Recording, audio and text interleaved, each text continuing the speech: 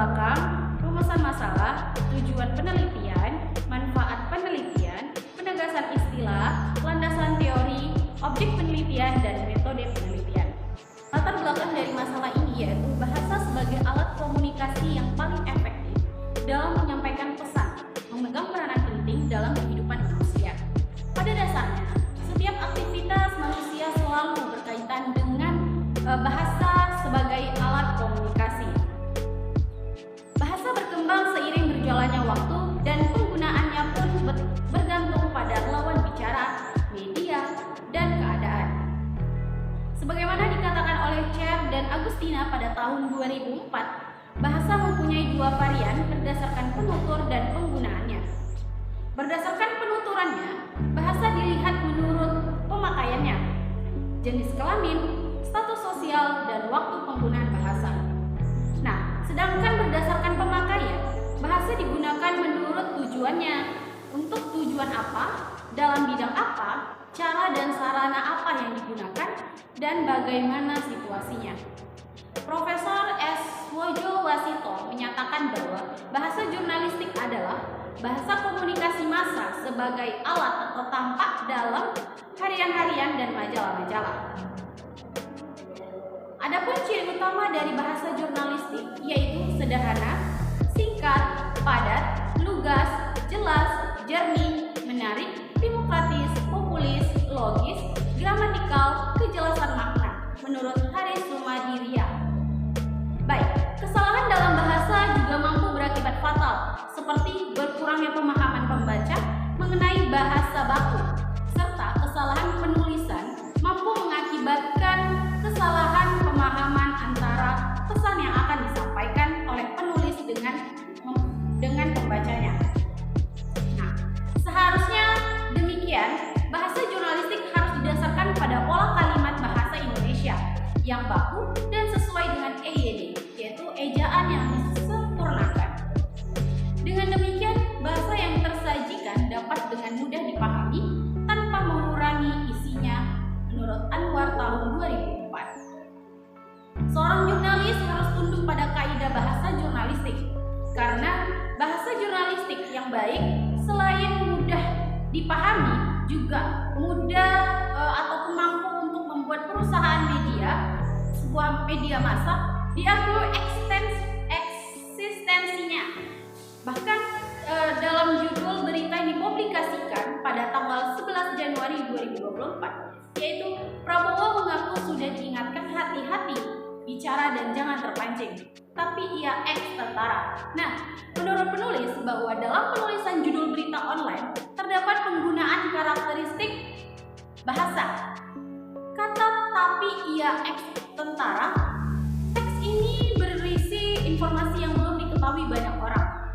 Hal ini akan sulit dipahami oleh masyarakat karena penggunaan bahasa yang sangat asing.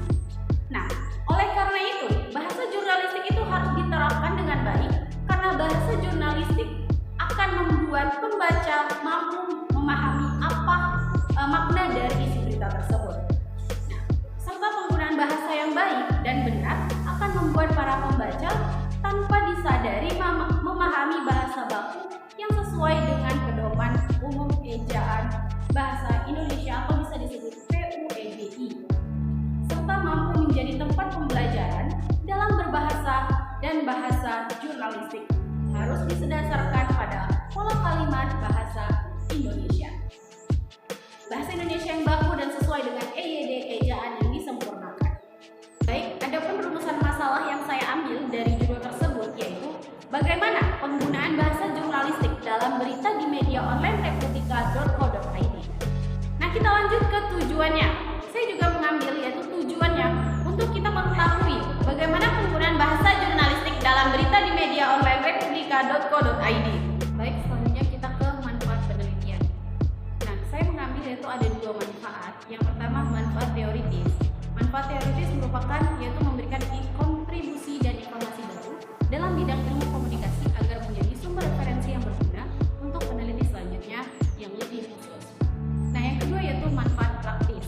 Nah, manfaat praktis ini merupakan suatu informasi dan dapat menjadi pemahaman bagi peneliti lainnya dalam membahas berita di media online republika.co.id.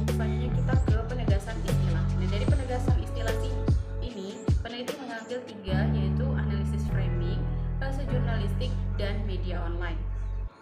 Analisis framing atau disebut dengan analisis pembingkaian adalah salah satu metode analisis media seperti halnya analisis isi dan analisis semiotika.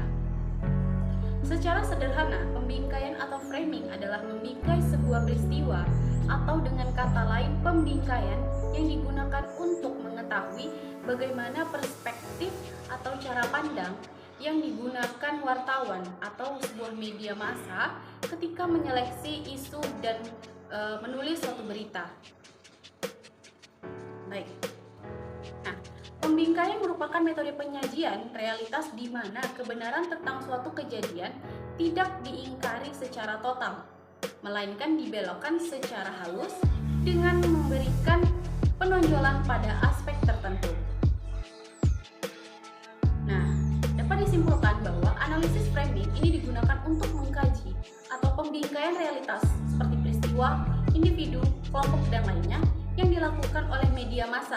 Nah, analisis framing ini memiliki banyak model, yaitu model Murray Edelman, Robert N. Edman, William A.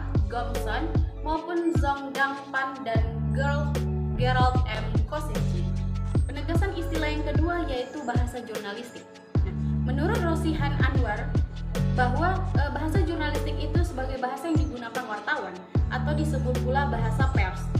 Beberapa sifat khas yang dimiliki oleh bahasa jurnalistik yakni singkat, padat, sederhana, lancar, jelas, lugas, dan menarik. Nah, sedangkan menurut Wojo Wasito, bahasa jurnalistik adalah bahasa komunikasi massa sebagai tampak yang muncul dalam harian-harian serta majalah-majalah dengan fungsi tersebut. Nah, bahasa jurnalistik harus jelas dan mudah dibaca oleh mereka dengan ukuran intelek yang minimal. Penegasan istilah yang ketiga yaitu media online. Media online merupakan media komunikasi yang pemanfaatannya menggunakan perangkat internet.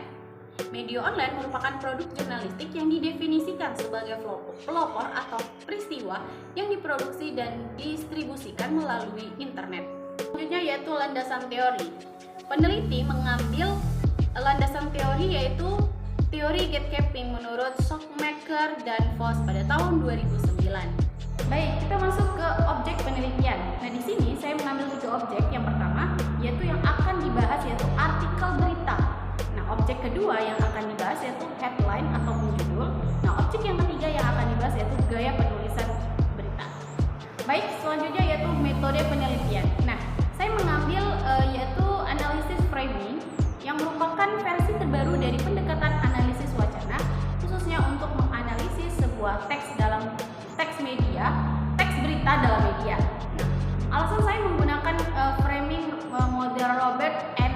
Edman karena ia menawarkan aspek evaluasi moral yang artinya dalam mengkaji dan menganalisis sebuah teks berita yang dibingkai sebuah media penting untuk mengetahui bagaimana nilai moral yang penulis berita tersebut buat dan bagaimana dampak dan pengaruh dari aspek make moral judgment.